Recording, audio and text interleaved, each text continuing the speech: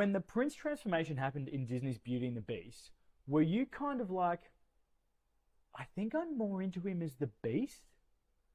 Of course you are, you silly fuck. You've got great taste.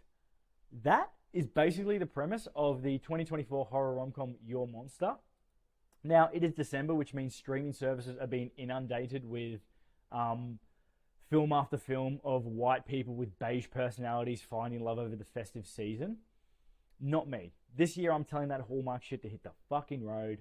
I'm not even letting my missus out this December. She can't leave the house. I'm not letting her because I simply cannot risk her running into some rural hunk who's going to take time out of his busy day fixing tractors or giving CPR to baby cows to show her the meaning of Christmas. I can't risk it. We don't do that Hallmark shit here. In this house, we like our rom-coms spooky. So if you are like me and you want to trade in your Hallmark holidays for Hammer horror, stick around or skip to the end. It's in the descriptions. Chapter descriptions are in the they're in the video. Because I'm going to give you my top 3 horror rom-coms. Perfect to watch with a horror-phobic partner who loves love this festive season. I don't love rom-coms, but I fucking love horror rom-coms, and there's some bangers. Now, I knew next to nothing about this movie, and I fucking loved it. Like, this is one of the big surprises this year, along with The First Omen. Not only did I love it, my beautiful partner, who does not like horror at all, also fucking loved it. We laughed our entire way through this movie, and that is huge props. And it's really weird.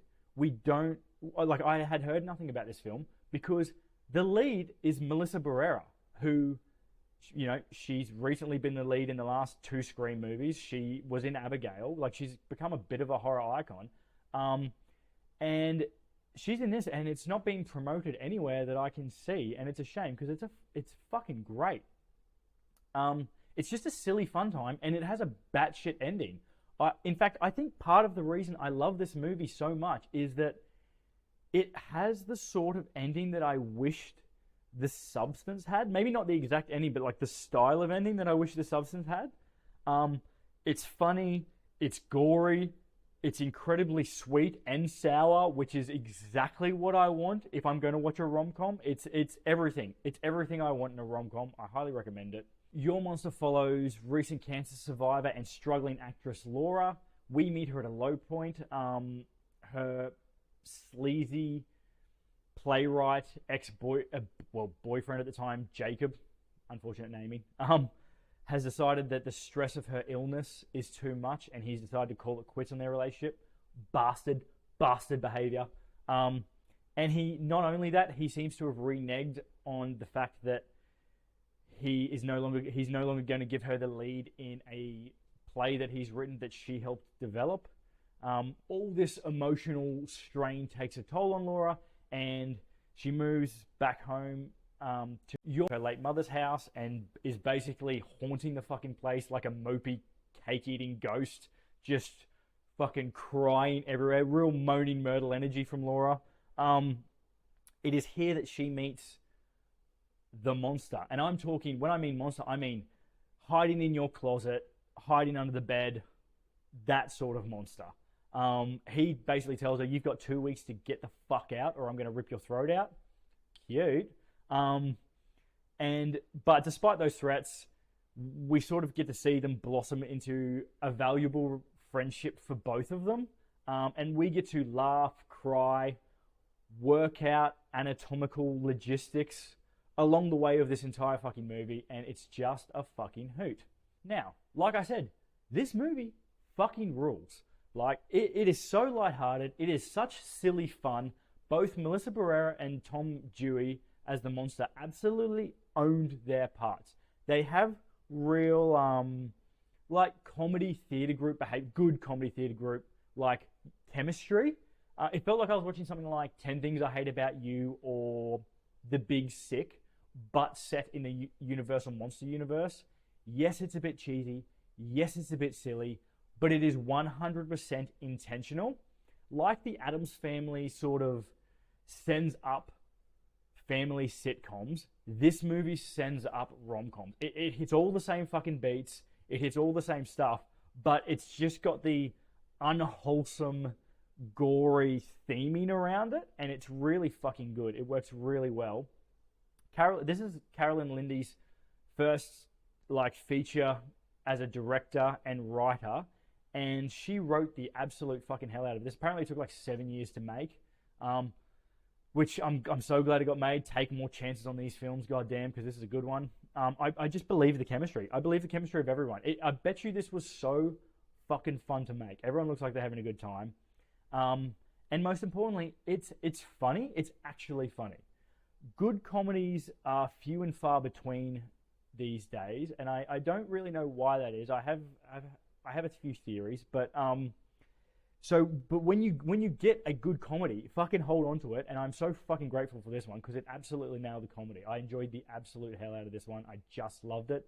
The only thing I really didn't love about the movie is that in the end, like the actual play scenes, it was really cringy in the way that like low-level theater plays can be. I know it's supposed to make you cringe, but in a movie that sort of just made me feel good and made me laugh the entire way, it did feel out of place because I was like, oh, please don't make me cringe. I've enjoyed it all the way up until this bit. And yes, it has been a silly goose time, but I don't think the final play had to be as cringy as it ends up being.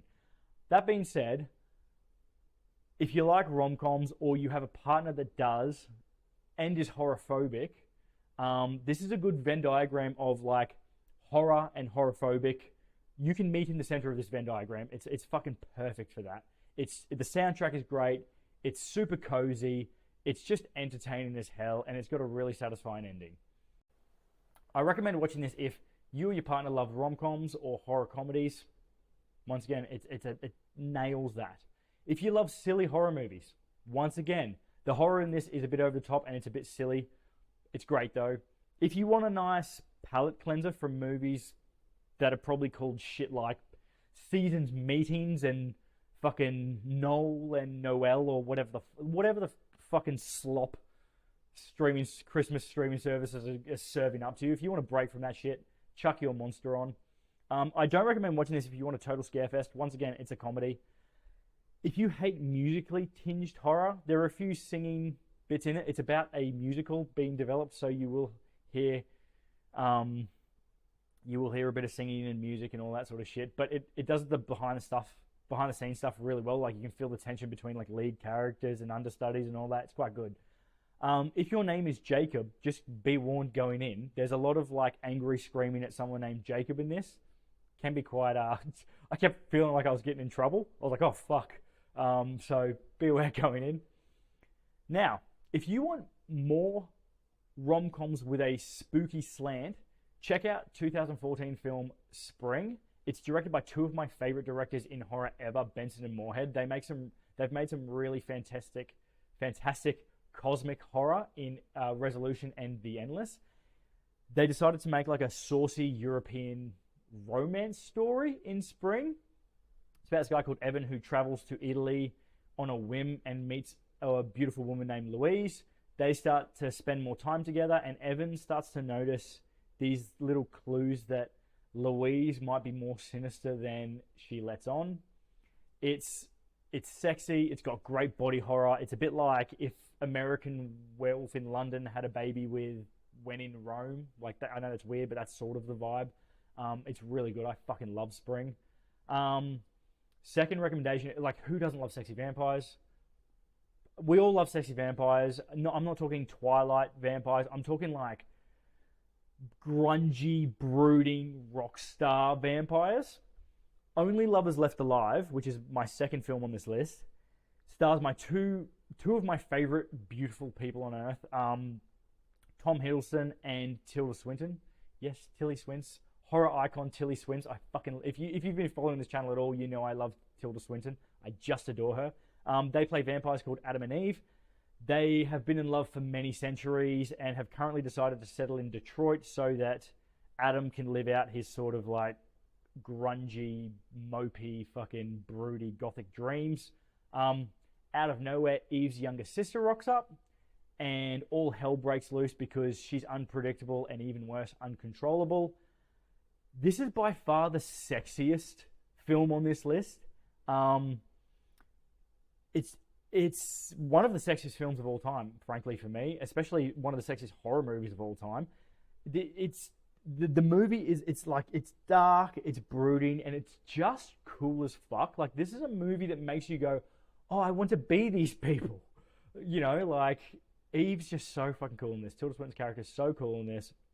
You know what? If you like Nine Inch Nails, this should be on your watch list because it's got like a bit of a Reznor vibe about it. Like, it's that sort of like, you know, you could chuck, if you turn the music off, if you turn the sound off on Only Lovers Left Alive and chucked on Animal, it would work very well, I imagine. For a completely different vibe to those other two, I am chucking on the 2020 South Korean zombie film Alive, or #Alive. It's about a guy named Jun-woo who, he's a bit of a fucking loser, to be honest. I like him, but he's a bit of a loser.